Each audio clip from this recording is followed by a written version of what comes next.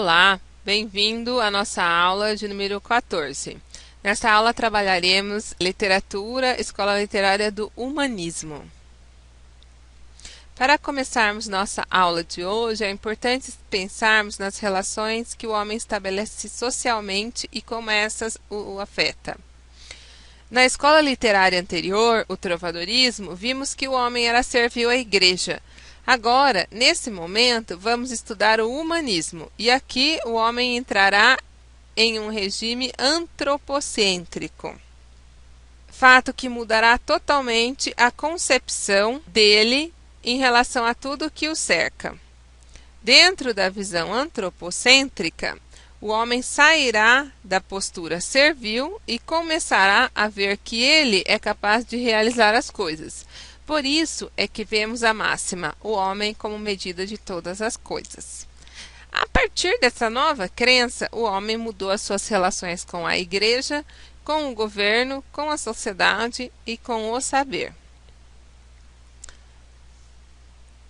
Assim, começaram a surgir muitas descobertas e pesquisa, tais como a descoberta de que a Terra girava em torno do Sol, de que existe um sistema planetário, entre muitas outras. Com uma autoconfiança adquirida, o homem deixa de temer a um Deus que o puniria e a igreja entra em crise. Além disso, o sistema feudal entra em declínio, uma vez que o homem não é mais um servo absoluto. Dessa maneira, o poder passa a ser centralizado nas mãos de um rei. Com a crise do sistema feudal, há escassez de mão de obra, além do fato de que em 1348 acontecia a peste negra, dizimando 1/3 da população. Neste período também aconteceu a Guerra dos 100 Anos. Além do antropocentrismo influenciar as relações sociais, ele também influenciou a maneira como o homem humanista realizou a sua literatura. Esta foi voltada mais para o próprio homem, de uma maneira mais humana, com mais sentimentalidade, na qual o homem estava mais concentrado em sua própria racionalidade. Estas condições o fez voltar-se para os valores humanos, tão exaltados pelos gregos e latinos, tendo a literatura humanista, assim, uma influência clássica. O marco do início do humanismo em Portugal foi a nomeação de Fernão Lopes como cronista-mor da Torre do Tombo em 1434 e o humanismo vai até 1527. Durante o humanismo, podemos ver 3 estilos de texto: a crônica histórica, a poesia palaciana e o teatro popular. Vamos agora conhecer cada um desses estilos de maneira mais particular. Em primeiro lugar, vamos conhecer a crônica história com Fernão Lopes. Então, o principal representante desse estilo foi o Fernão Lopes e vamos ver então uma imagem deste autor. Agora que você já o conhece, vamos lá. Historiador e artista, Fernão Lopes marca o início dessa escola literária em Portugal ao ser nomeado cronista-mor da Torre do Tombo em 1434. Ele foi muito importante para a literatura, pois registrava em sua obra uma visão de conjunto da sociedade, retratando em suas crônicas a importância dos fatores econômicos e do povo na história. Da sua produção literária é importante destacarmos Crônica del Rei Dom Pedro I, Crônica del Rei Dom Fernando e Crônica del Rei Dom João I. Na primeira, Fernão Lopes narra os principais acontecimentos do reinado de Dom Pedro I, oitavo rei de Portugal, que governou de 1357 até 1367. Nessa obra, ele conta a história de Inês de Castro, uma famosa história de amor, na qual Dom Pedro apaixona-se pela dama de companhia da sua esposa, Dona Constança. Após a morte da sua esposa, Dom Pedro promete se casar com Dona Inês, mas o seu pai não permite, indignado pelo fato da moça ser plebeia. Armando um episódio para mandar o seu filho para longe da amada, o rei então manda matar a moça. A história ficou ainda mais famosa quando foi citada por Camões em Os Lusíadas. Na segunda crônica del Rei Dom Fernando, o autor retrata o perfil psicológico de Dom Fernando e sua esposa Leonor Teles. A obra é considerada muito importante como documento histórico a fim da reconstituição do período histórico da Revolução de Aves. Por fim, nós temos então a crônica del Rei Dom João I, na qual o Fernão Lopes fala do governo de Dom João, que vai de 1385 até 1411 e funciona também como relato histórico. Para continuar, vamos ao segundo estilo, que é a poesia palaciana, cujo representante é Garcia de Rezende. Uma vez que a imagem desse autor é muito difícil de ser encontrada, nós trouxemos aqui a imagem da obra, que é Cancioneiro Geral. A poesia palaciana retrata os costumes da corte e não apresenta manifestação popular. Apenas os nobres desenvolviam esse estilo.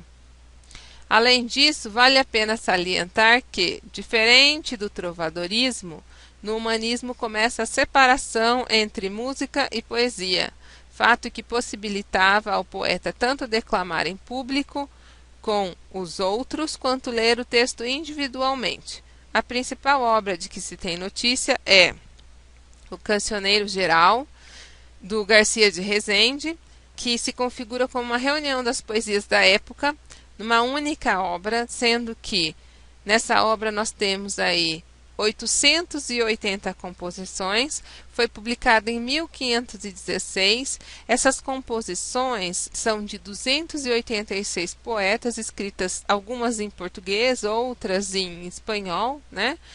Os temas são variados, indo de religiosos, satíricos, dramáticos, tem até temas didáticos, líricos, entre muitos outros. Dentre esses autores, nós podemos citar o nome de alguns, como Gil Vicente, o Sá de Miranda e o próprio Garcia de Rezende, que foi quem organizou a obra. Embora os temas da obra fossem os mais diversos, o que é considerado mais importante pelos críticos literários é o lirismo amoroso. Nele encontramos o amor cortês, a súplica mortal e a coita da tradição trovadoresca. No entanto, não é só isso. Aliados a isso, nós teremos aqui uma mulher de carne e osso, diferente daquela do trovadorismo, que era inalcançável. Aqui, além de tudo isso, ela ainda adquire uma graça física e sensorial. Para continuar, vamos ao terceiro estilo, que é o teatro popular, do qual Gil Vicente é o principal representante. Muitos críticos afirmam que o teatro popular português começou com Gil Vicente. Ele é o principal teatrólogo em língua portuguesa. As pessoas diziam, né, que antes dele existiam apenas pequenas montagens simples e improvisadas.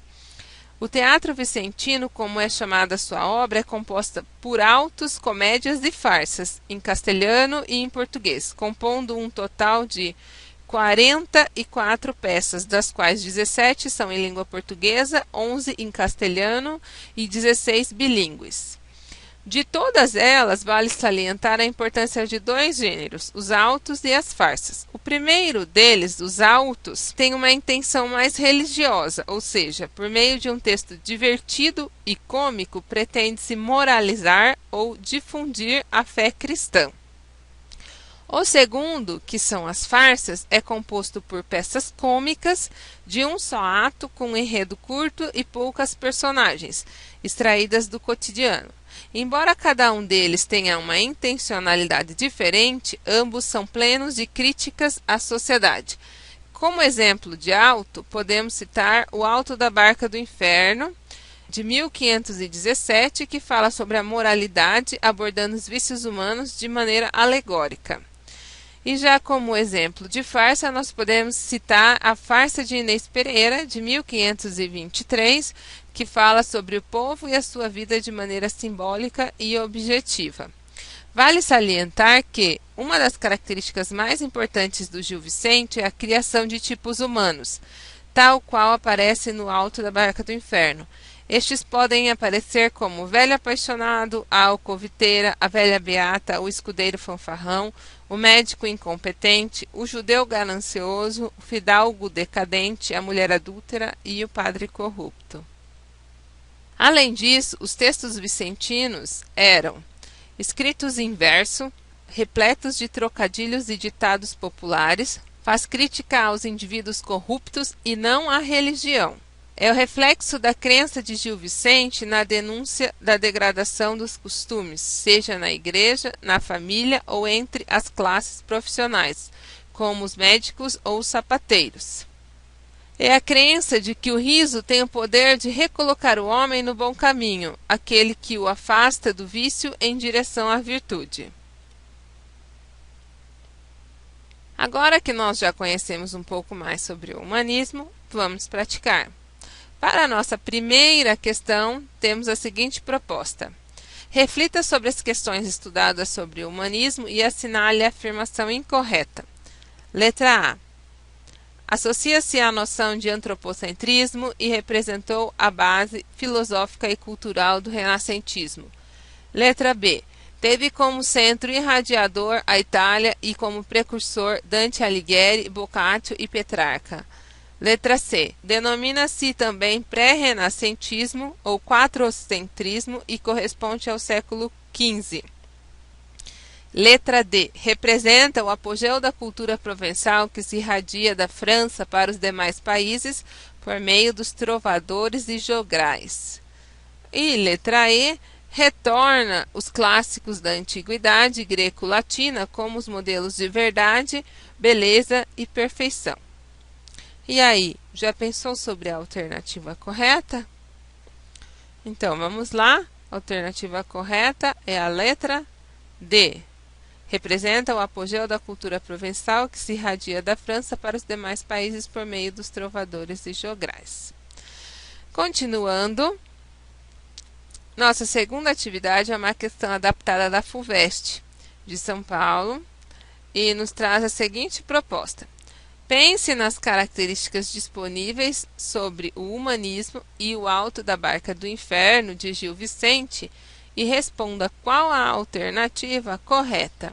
Letra A. É intrincada a estruturação de suas cenas que surpreendem o público com o inesperado de cada situação. Letra B. O moralismo vicentino localiza os vícios não nas instituições, mas nos indivíduos que as fazem viciosas. Letra C. É complexa a crítica aos costumes da época, já que o autor é o primeiro a relativizar a distinção entre o bem e o mal. Letra D. A ênfase dessa sátira recai sobre as personagens populares mais ridicularizadas e as mais severamente punidas. E a letra E. A sátira é aqui demolidora e indiscriminada, não fazendo referência a qualquer exemplo de valor positivo. E aí, já pensou sobre a alternativa correta? Então, é a alternativa B.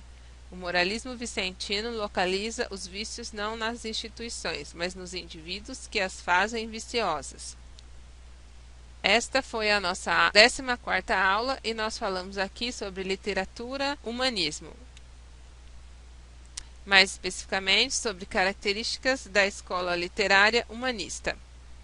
Textos do período, as crônicas históricas, poesias palacianas e o teatro popular. Até a nossa próxima aula.